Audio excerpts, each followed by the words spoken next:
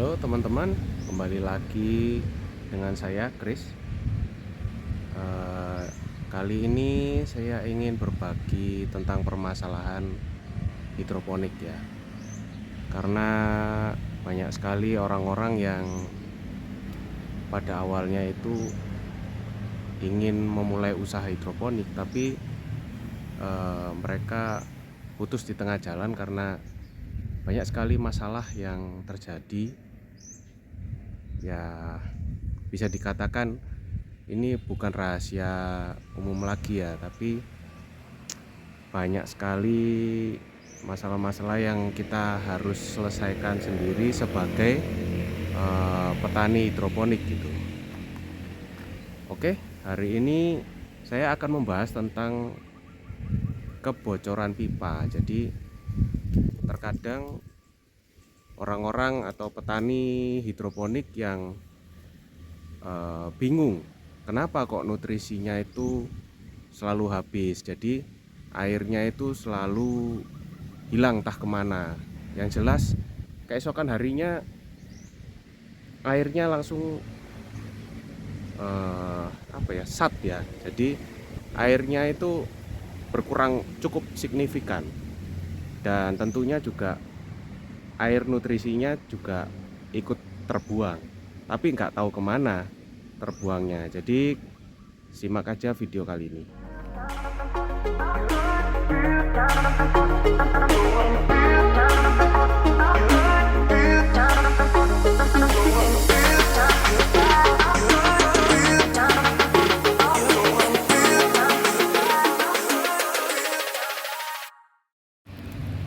Oke, baik teman-teman, kali ini kita akan membahas tentang permasalahan kebocoran air. Di sini teman-teman bisa lihat ada tandon air.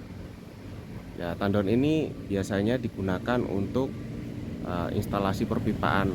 Jadi untuk menyimpan air yang dari PDAM ya, atau air tanah, air yang digunakan untuk sirkulasi instalasi hidroponik yang teman-teman bisa temui dimanapun. Jadi kadang-kadang ada yang menggunakan wadah kecil, atau yang menggunakan ember, atau menggunakan, terserah teman-teman menggunakan apa. Cuman kali ini saya akan membahas seperti seputar tandon ya. Jadi bisa jadi tandonnya itu, kalau teman-teman lihat di bawah sini, tandonnya itu ada rembesan air. Ya, bisa jadi tandonnya itu yang bermasalah, atau perpipaan dari selang-selang di bawah sini ya, itu bisa terjadi kebocoran. Ini juga bisa jadi air nutrisi yang ada di dalam tangki tandon itu bisa ikut terbuang. Memang kebocorannya itu kecil, tapi seperti kebocoran pada, kalau orang bilang itu bocor halus ya, seperti itulah. Cuman kalau lama-kelamaan, 1 hari 2 hari, itu bisa menyebabkan air nutrisi di dalam penampungan wadah bisa cepat terkuras. Itu yang pertama ya. Nah, entah itu menggunakan hidroponik sistem ini yang horizontal, bisa kelihatan ya seperti ini, atau bisa juga sistem hidroponik yang sistem vertikal seperti ini. Itu semua harus menggunakan tandon ya, tandon air untuk wadah nutrisinya. Nah, di sini teman-teman bisa perhatikan ya, di sistem hidroponik sistem vertikal seperti yang di sebelah saya ini ya, kelihatan jelas. Ini tidak ada perpipaan sama sekali, jadi sistemnya itu benar-benar stand alone ya, tidak ada masukan air dari tandon atau apa. Jadi masukannya itu benar-benar dari ini, dari pipa instalasinya. Jadi pipa instalasinya ini isinya motor di sini. Mungkin telunjuk saya bisa kelihatan ya. Ini di tengah-tengah paralon ini ada pompanya. Ada pompa air yang mengalir ke airnya itu mengalir ke atas lalu didistribusikan ke mana-mana. Jadi tandonnya ini ya pipanya ini sendiri, jadi airnya ada di dalam instalasi pipanya ini. Ibaratnya instalasi pipa yang di bawah ini adalah tandon airnya ya. Nah, teman-teman perhatikan di bawah sini itu ada keni. Jadi instalasi yang tadi itu kalau misalkan di sini ini bocor atau lemnya kurang bagus gitu ya, bisa jadi airnya merembes turun gitu di sini. Nah, kalau satu saja yang bocor tidak apa-apa, tapi kalau instalasi yang lainnya seperti yang di sini, dan di sini banyak ya, itu kalau bocor ya tentunya air nutrisinya juga akan terbuang ya merembes ke mana-mana gitu. Tapi karena cuacanya panas sehingga airnya itu seolah-olah tidak bocor tapi menguap, airnya itu menguap, sehingga keesokan harinya kita harus mengisi airnya lagi sampai benar-benar terisi penuh kembali gitu. Lalu ini teman-teman bisa perhatikan dari pipa vertikal, kalau kita menggunakan hidroponik tower sistem vertikal ya, itu airnya bisa merembes ke sini. Jadi seharusnya air yang berada di dalam pipa tapi malah keluar dari bibirnya keluar lalu mengalir masuk ke lubang yang lain. Kalau ini tidak ditangani dengan serius, otomatis air dari sini langsung akan jatuh ke bawah ya. Kalau jatuh ke bawah otomatis ya air nutrisinya juga pasti akan cepat habis, terbuang. Nah, mengatasinya bagaimana? Mengatasinya cukup mudah ya teman-teman. Seperti yang teman-teman lihat di instalasi saya. Nah, instalasi saya ini itu saya menggunakan corong ya teman-teman. Corongnya ini memakai corong dari Visok. Jadi karena pipanya itu terbuat dari pipa diameter 4 inch, maka saya memberikan Visok dari 5 ke 4 inch. Tujuannya apa? Teman-teman bisa lihat. Nah, ini cukup jelas ya. Jadi air rembesan dari nutrisi ini kalau tidak menggunakan Visok dia akan turun ke bawah, akan bocor. Sedangkan kalau menggunakan Visok ini, maka air nutrisi masuk kembali ke dalam instalasi perpipaan. Jadi ibaratnya airnya tidak terbuang ya, masuk kembali lalu dipompa kembali, pompa kembali naik ke atas ini ya, lalu terdistribusi kemana-mana. Jadi air nutrisinya tidak mudah habis ya, karena adanya kebocoran tadi itu. Lalu masih ada lagi teman-teman tips-tipsnya, seperti kenapa sih kok bisa cepat habis. Tidak hanya terjadi kebocoran di keni atau keluar dari dindingnya pipa, juga ada satu masalah lagi. Mungkin teman-teman sering menjumpai instalasi di dalam pipa ini airnya tidak merata, sehingga seperti yang teman-teman lihat di belakang ya, banyak sekali air yang ada lumutnya. Tapi di daerah-daerah tertentu lumutnya itu bersih ya loh ya. Di daerah-daerah tertentu ada lumutnya, tapi di daerah tertentu tidak ada lumutnya. Jadi itu ibaratnya air ada yang mengalir keluar dari lubang-lubang tertentu saja, tapi ada yang normal yang tidak bocor dari mulutnya ya, mulut bibir pipanya maksud saya. Jadi ya seperti ini, itu dia tidak mengalir keluar. Tapi kalau yang seperti ini atau seperti ini, itu airnya merembes keluar dari dinding luar pipa ya. Yang benar seharusnya yang seperti ini. Nah, caranya untuk mengatasinya supaya bisa seperti ini, jadi airnya tetap berada di dalam instalasi pipa dalam, maka kita harus membagi flow dari airnya. Jadi aliran air yang ada di dalam pipa ini harus kita bagi ya teman-teman. Salah satu contohnya saya menggunakan mika ini ya. Nanti setelah ini saya dekatkan. Mika ini tujuannya kalau ada aliran air dari atas turun, nanti kena mika dulu ya, kena mika lalu mengalir ke sini. Jadi air yang dari sini itu tidak deras turun ke bawah, tapi melainkan dibelokkan ke sini gitu.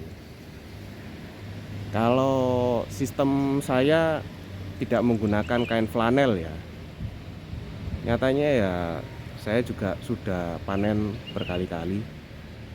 Hemat kain flanel sebagai sumbu itu jauh lebih baik, karena namanya petani ya, kalau bisa modal itu seminimal mungkin tapi efisien. Nah, jadi saya tidak menggunakan kain flanel. Kalau ada teman-teman yang menggunakan kain flanel silakan, saya tidak melarang. Cuman dalam kasus saya ini, karena saya tidak menggunakan kain flanel, untuk mengatur aliran air yang ada di dalam pipa ini ya, seperti di telunjuk saya ini, itu saya menggunakan mika ya. Nah, ini bisa kelihatan lebih jelas ya. Mika ini sebenarnya ya cuman mika biasa, bisa kelihatan ya. Ini saya selipkan mika-mika yang ukurannya sekitar 1,5 sampai 2 sentian. Panjangnya berkisar antara 20 cm ya teman-teman. Jadi panjang dari mikanya ini masuk sampai ke dalam instalasi pipa itu berkisar antara 20 sentian. Tujuannya apa? Supaya aliran air dari atas, nutrisi yang bocor ini, dia akan turun ke bawah, kena mika dulu, lalu akan dibuang ke sini teman-teman. Nah, akan dibuang ke sini. Untuk lebih jelasnya saya akan ambil ini ya, dalamnya seperti ini. Bisa teman-teman lihat, itu mika dari sana ya. Jadi mikanya itu untuk membuat aliran air menjadi lebih stabil ya, bisa terdistribusi kemana-mana. Nah, seperti ini.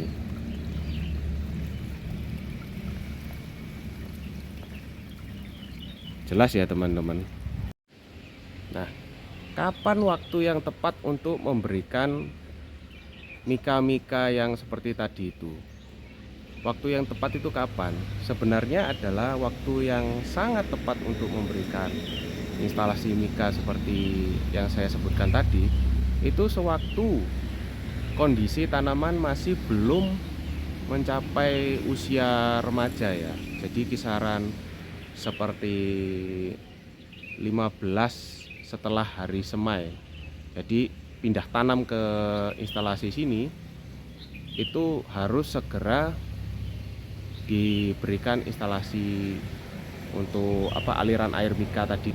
Udah tahu bocor, udah jelas ada aliran yang keluar dari luar permukaan pipa ya, itu harus diatasi dengan cara dibagi alirannya, diberikan mika-mika yang ada di dalam pipa. Tujuannya supaya terbagi rata dan tidak meluber keluar ya airnya gitu. Tapi kalau seperti yang ada di sebelah saya ini, nah di sini ya, ini sudah bisa dibilang ini remaja ya, hampir dewasa. Jadi ini sudah usianya sekitar 22 hari ya. Ini 22 hari. Ini sebenarnya kalau mau dipasangi mika sama nggak dikasih mika sama aja. Karena kenapa? Kalau menurut saya, ya nggak tahu ya kalau yang lain, tapi kalau menurut saya, karena akar yang ada di dalam pipa ini itu sudah cukup panjang ya. Jadi dia bisa mengambil air dari rembesan teman-temannya yang ada di bawah sini, di atas sini, di samping sini. Jadi akarnya itu sudah lebat ya di dalam sini. Jadi kalau dikasih mika tadi itu saya rasa kurang tepat, karena mika itu seharusnya ditempatkan pada instalasi yang masih baru-baru. Nah, seperti ini, masih remaja, masih muda. Yang di telunjuk saya ini kan masih baru pindah tanam ya, dari bibit ke instalasi hidroponik. Itu justru yang benar-benar harus diperhatikan agar aliran di dalam pipa atas ini ke bawah bisa benar-benar lancar. Begitu teman-teman. Jadi mungkin itu ya dari semua yang sudah saya lakukan selama ini. Ada berbagai macam kendala seperti tadi yang saya sebutkan. Sebenarnya masih banyak sih kendala-kendala lainnya, tapi yang paling krusial adalah air di dalam instalasi pipa hidroponik ini benar-benar harus terkena sasaran. Jadi harus kena di tanaman-tanamannya gitu. Kalau ada sedikit aja yang tidak kena, maka akan mati ya tanamannya. Jadi ya sesimpel itu. Kalau bisa terdistribusi merata, jadi tidak ada yang meluber di luar-luar pipa. Jadi itu menyebabkan kadang-kadang malah kalau sudah tanamannya sudah dewasa seperti ini, karena meluber keluar dari dalamnya pipa, kadang itu menetes dari daunnya langsung turun ke bawah. Jadi tidak sempat ditampung oleh corong ini. Itu juga menyebabkan air nutrisinya berkurang ya. Itu ada kalanya kita harus sering-sering mengecek. Jadi setiap hari itu sering-sering mengecek apakah bocor atau tidak, karena namanya makhluk hidup, dia akan bertambah dewasa, bertambah besar, dan perilaku tanamannya itu harus kita ketahui ya teman-teman. Jangan dibiarkan gitu aja sehingga wah langsung panen nanti beberapa hari kemudian. Enggak, tetap harus dicek. Apapun yang terjadi, kita harus tetap sebagai petani harus tahu situasi dan kondisi dari tanaman yang kita tanam gitu. Oke, sekian dulu ya teman-teman.